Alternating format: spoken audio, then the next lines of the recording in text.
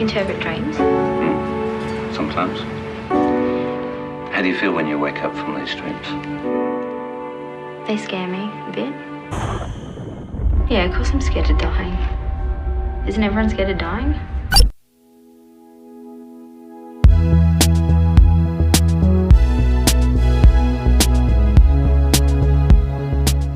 What's going on, everybody? Welcome back. Justin here. As always, I appreciate you clicking on this video, and if you could support this video, support the channel by liking and commenting. I really appreciate it. Helps me out a lot, and also I just love talking to you guys, and especially for this one, as I really want to hear your guys' thoughts and interpretations and theories about what might be going on in this wild movie and this release from Second Sight, which is incredible. We'll talk a little bit more about this release towards the end of the video, but if you already have seen this movie and you like it, I highly suggest picking this Lake Mungo release up from Second Sight. It's amazing, it's region free, and we'll talk about that in a minute. This movie was released in 2008, and it's actually the only movie ever to be directed by Joel Anderson, the director of this film, which is really wild. Apparently he just did not want to be part of the film industry anymore. He achieved somewhat of a cult classic here, especially in the last few years due to word of mouth. This movie has really kind of built a following leading up into a really beautiful Blu-ray release. So I want to talk about my overall opinions about this movie, some theories that may bounce around, and my ultimate overall thoughts about the movie. The movie, if you haven't seen it, revolves around the Palmer family who lose their daughter to drowning after an afternoon of swimming, and all of the mystery surrounding her death, how she died, what happened after she died, ultimately leading to what is a really creepy faux documentary. You probably have heard this movie just be described as a found footage movie, and I would not look at it at all in the traditional sense of a found footage movie where somebody's holding a camera up to their face or something like the Blair Witch Project. There is some found footage elements in the movie, but overall it's a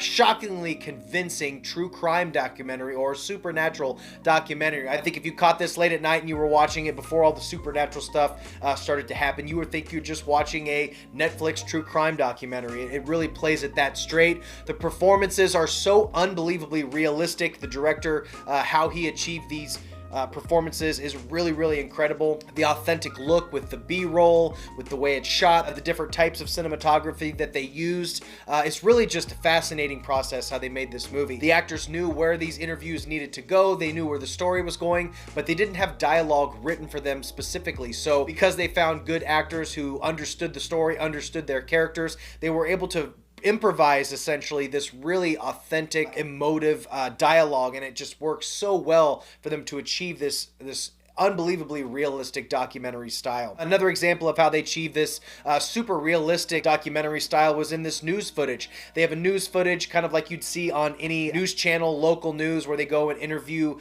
victims or subjects of some sort of tragedy, and they film them on location, and they do that in this movie with the scene where they're exhuming the body from the lake. Not only did he get real news reporters, newscasters, and cameramen to interview the actors or the family, the Palmer family, they actually got the people whose job it is actually to drag waters of a lake looking for bodies and exhume bodies from a lake. Basically, the director told these people, get your boat, get your equipment, and go about this like you normally would for any crime scene investigation, and act like you're finding this body. They set up the cameras. This movie was shot on film, actually. The scene where they exhumed the body from the lake was one of the most realistic scenes that really stood out for me, and I was like, wow, this looks like an actual genuine newscast. The movie follows them basically through the whole grieving process of them losing their daughter, and it's and there are some genuinely creepy moments in this movie. This is one of those polarizing movies where you're either going to love it and it's going to suck you in and you're going to connect with it, or you're going to hate it and say it's the most boring movie you've ever seen. I, after watching it once, really did enjoy the movie, but admittedly felt by the end of it, I felt like it was missing something. One mistake I think that I did make is the environment that I watched this movie in was during the day, in the afternoon with the lights on, and it wasn't a dark room or anything. If you haven't seen this movie, I might suggest cutting out all the lights, having a dark room, and just really try to have an immersive experience, because this movie isn't built on set pieces, it isn't built on gore, it's built on these really creepy conversations, really creepy interviews, and some ghost footage. If you're a fan of atmosphere and sound design and just creepy imagery, you will really like this movie. There's lots of these really bizarre and creepy scenes. The movie does such such a good job at making it really get under your nerves. I can see why some people would say that they're super disturbed by this movie. I really get it. The name Lake Mungo, the scene where the movie gets its name from, is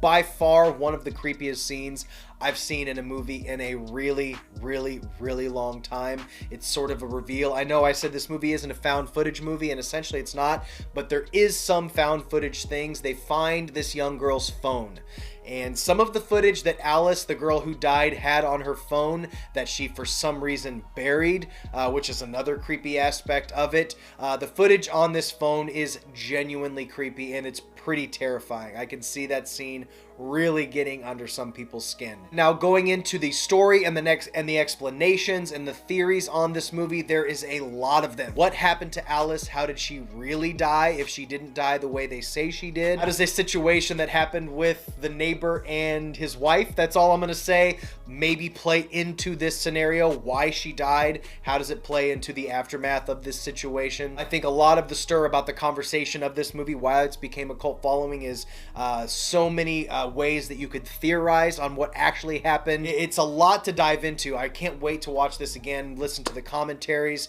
If we go into the special features, there is a couple different commentaries on here. There's interviews from filmmakers Justin Benson and Aaron Moorhead, who did Spring and The Endless. They also did the movie The Endless. I had to look that up. Justin Benson do a great interview where they talk about the film. There's a video essay, deleted scenes, but the commentaries, and I'd say the standout for me as far as the special features was the interview with DOP John Brawley. That's where I got all the insight on how they were able to get these performances, how they shot these scenes. It was shot on film, by the way, which gives it this really amazing look. Now, as far as the restoration, this movie isn't really a release, or this Blu-ray isn't a release that's going to really dazzle you with its visuals, because it's really supposed to be this lo-fi shot on film documentary. So it's not going to be like a movie that you'd go for this incredibly crisp, high resolution 4K movie. It's not really about that. That's not really what you're looking for. And in fact, if a lot of this found footage stuff, if this was a super high resolution movie, I think it would kind of take it away from it a little bit. In my personal opinion, this movie needs to be grainy. It needs to be raw looking to be effective. And ultimately, I think it lends itself to that, the way it looks. It comes with a perfect bound book, which is really cool. It's a really thick, perfect bound book. Just a lot of essays and interviews, set photos from the movie. It's a really beautiful, perfect bound book. It comes with some lobby cards, which are pretty cool, some art cards, this rigid case. It's really similar to an Arrow release, honestly. Black case, no reversible artwork, and it does have that rating printed on the front, which I don't like, but the outside of the release has the J card, which does come off, and the actual cover of the hard case doesn't have that 15, that rating. This comes from Second Sight. It is a B region movie, but it is region free. I highly suggest this movie, and guys, let me know your theories. I personally, spoiler alert, if you don't want to know anything whatsoever at all, this may be a spoiler. I personally think that the brother did it. There's some weird things going on with his brother. Go watch the movie and come back. And I am going to post another video about theories about this movie. But I think the brother drowned her. I think the brother maybe had something to do with it. They have the scene where they show him with the bruises. I think maybe she was angry at him, or her ghost was angry at him. There's some scenes where he's filming her in kind of a creepy way she doesn't seem to like. I don't know. I have all kinds of theories about this. There's some time issues. I think the movie plays with time a little bit. So, I don't know. I have my theories on this movie. Okay, now we're done with spoilers. So those are my thoughts on Lake Mungo. I found it to be extremely interesting. Like I said, this movie isn't going to be for everyone. I think even just true crime fanatics will dig this. Kind of reminded me of like the Justin Benson and Aaron Moorhead said. Kind of reminds me of like a really, really well done, like almost like Unsolved Mysteries episode, like the new Unsolved Mysteries. Another movie, if you did dig Lake Mungo, I know this isn't like a scripted fictional movie, but if you dig this story, I would highly suggest the documentary on Netflix about the Cecil, I think the Cecil Motel, I think that's what it's called. It's called Crime Scene, The Vanishing at Cecil Hotel, where it tells the story of Elisa Lam. It's such a creepy story and really sad story.